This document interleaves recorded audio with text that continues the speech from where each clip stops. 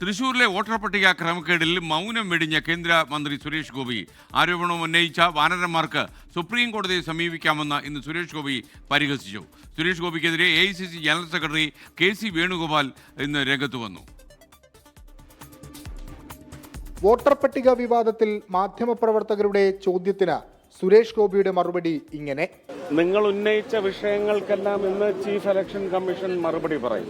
ചോദ്യങ്ങൾ കൂടുതലുണ്ടെങ്കിൽ അവരോട് ചോദിച്ചോളൂ. ഇല്ലെങ്കിൽ പിന്നെ അവരത് സുപ്രീം കോടതിയിൽ എത്തിക്കുമ്പോൾ സുപ്രീം കോടതിയോട് നിങ്ങൾ പോയി ചോദിച്ചാൽ മതി. ആരോപണം ഉന്നയിച്ച നേതാക്കൾക്ക് പരിഹാസവും. ഇവിടുന്ന് കുറച്ച് വാനരന്മാർ ഇറങ്ങിയല്ലോ, ഓരോ ഉന്നയിക്കലുമായിട്ട്. അവരൊക്കെ അങ്ങോട്ട് പോകാൻ പറ.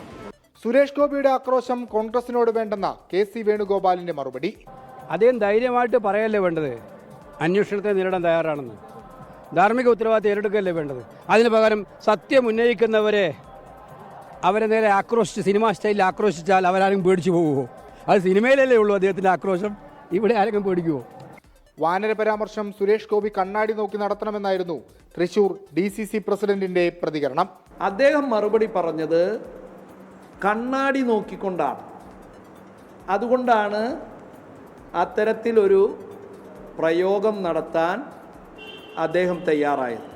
തൃശൂരിലെ വോട്ടർ പട്ടിക ക്രമക്കേടിനെതിരെ സിറ്റി പോലീസ് കമ്മീഷണർക്ക് നൽകിയ പരാതിയിൽ മുൻ MP TN പ്രതാപന്റെ മൊഴി നാളെ രേഖപ്പെടുത്തും. 24 തൃശൂർ.